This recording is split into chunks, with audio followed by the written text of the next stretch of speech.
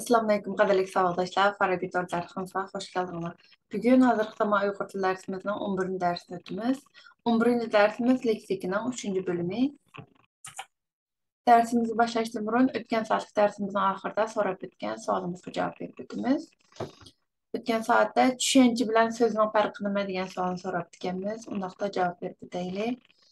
Tushuncha bilan so'zning farqi deganda, har qanday tushuncha so'z bilan ifodalanadi. Lekin yordam so'zlar bilan imliq so'zlar garchi so'z hisoblansimi, ammo narsalar haqida biror tushuncha, ya'ni uqumni bildirolmaydi.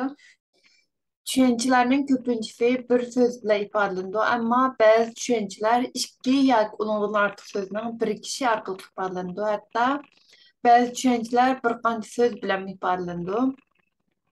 Ba'zida bir so'z orqali birli tushuncha emas, balki bir qancha tushuncha va ma'noni ifodalashga bo'ladi. Bular hammasi tushuncha bilan so'zning farqi.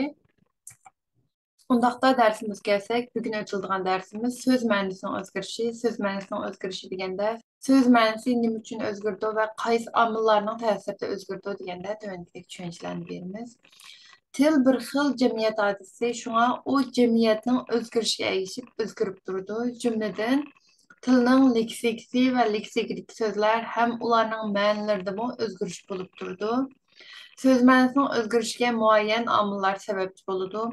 Har qaysi tillardagi, hatto dialektlardagi so'z ma'nosining o'zgarishiga sababchi bo'lgan omillarmi o'xshash bo'lmaydi. Chunki har qaysi millatlarning tafakkuri, tili, madaniyati, dini, jug'rofiya muhiti, psixikasi, boshqa millatlar bilan uchrash darajasi qatorliqlar o'xshash bo'lmag'achqa, bu omillarning har qaysi tillarda so'z ma'nosining o'zgarishiga bo'lgan ta'sirimi o'xshash bo'lmaydi. Söz ma'nosining o'zgarishiga sababchi bo'lgan omillarni tuvandagidek ikki nuqtaga yig'inchoqlab bera olamiz. Birinchi, so'z ma'nosining o'zgarishidagi tashqi sabablar, ya'ni ijtimoiy omillar, kishilarning ideya va ong jihatdagi o'zgarishi, psixikalik o'zgarish, boshqa millat madaniyatining ta'siri qatorliqlarni o'z ichiga oldi. Ya'ni buni misol olsak, bölüş degan so'zni misolga olsak, bölüş degan so'zning asli ma'nosi bir narsani bo'laklarga ayirish yoki parchalash. Ama bu bölüş degan so'zning matematik ilmidagi ko'chma ma'nosi bo'lsa, bölüş amaliy va uni ifodalaydigan belgini ko'rsatadi. Yeni bir ko'chma ma'nosiga kelsak, logik ilmida bo'lsa, bir jinsi uqumni bir qancha tengdosh tur uqumlarga ayirishni ko'rsatadi. Buningdan boshqa tulka degan so'zni misolga olsak, tulka teni bo'riga o'xshab ketadigan, tumshuq uzun, kechasi harakat qilgan, chashqon va uy qushlarini yeydigan bir xil sutemgich hayvonni ko'rsatdi. Ammo buning ko'chma ma'nosi bo'lsa, hiylagar qu degan ma'noni bildirdi. Ya'ni bu hiylagar qu insonlarga qaratilgan. İkincisi bo'lsa, so'z ma'nosining o'zgarishidagi ishki sabablar deganimizda, buni tafsiliy tushuntirsak, til, fonetika, leksika va grammatikani tarkib topgan bir butun sistema deb tushuntirgandik. Bu butun sistemaning ichidagi har qaysi omillarmi qarama-qarshilik va birlik munosabatida bo'ladi. Ularning o'rtada bir tamponlik bo'ladi. Agar ma'lum bir omil yangi aloqa ehtiyojini qamdash uchun yoki boshqa tillarning ta'siri va yoki boshqa sabablar tufaylidan aslidagi tamponlikni buzib etsa, tilning ichki qismida tangshish ilib beriladi. Demak, tilning ichki omillarining o'zaro ta'sirimi so'z ma'nosining o'zgarishiga sababchi bo'ladi. Buni misol olsak, shamolsiz, havosiz nafasni bo'g'digan degan ma'nolardagi tinjiq degan so'z tovush o'zgarishiga uchrab, ma'nosi havoning yetishmasligi yoki to'silib qilishdan nafas ololmay qolmoq, ya'ni bo'g'ilmoq ma'nosidagi tunjuq degan so'z bo'linib chiqqan.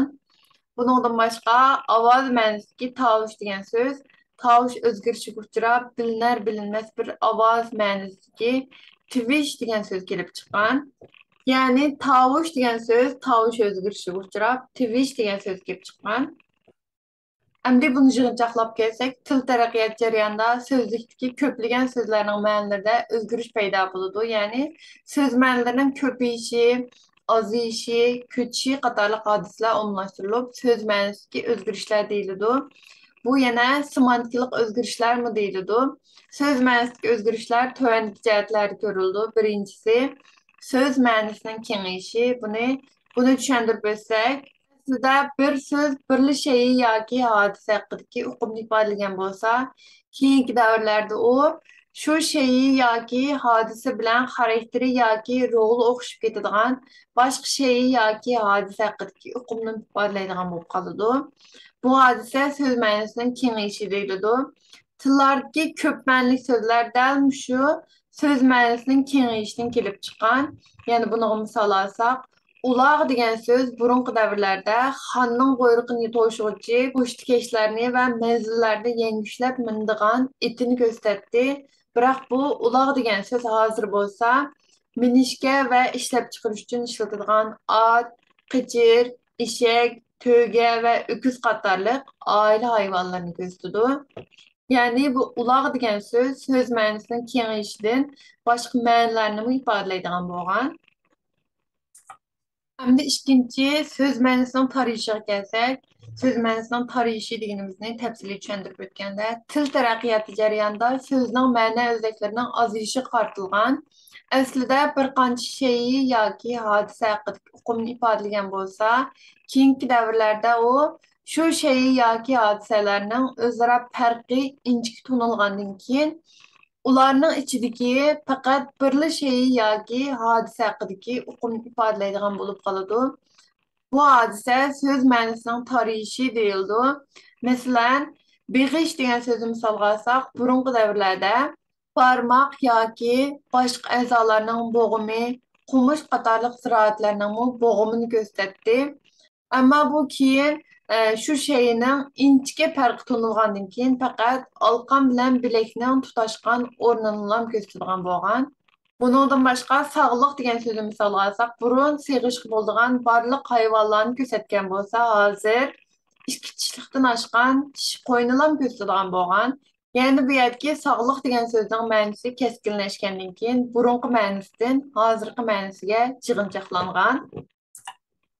Endi üçüncü söz ma'nosining ko'chishiga kelsak, so'z ma'nosining ko'chishi deganimiz til taraqqiyoti jarayonida ba'zi so'zlarning eng dastlabki ma'no o'ziga bora-bora iste'moldan qilib, uning o'rnini shu so'zning keyingi ma'no o'ziga egallaydigan bo'lib qoladi.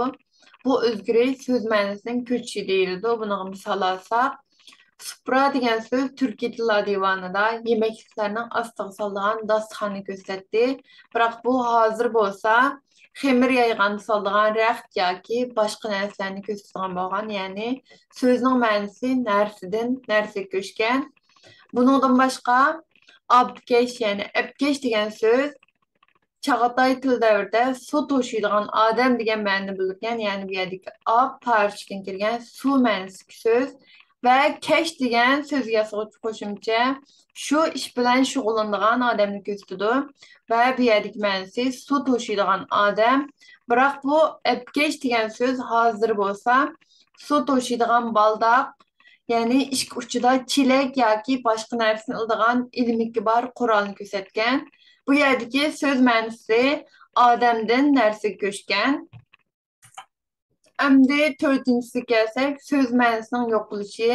So'z ma'nosining yo'qolishi deganimizda til taraqqiyoti jarayonida ba'zi so'zlarning ma'nolari yo'qolib, faqat fonetiklik shaklining saqlanib qolish hodisasiga qaratildi.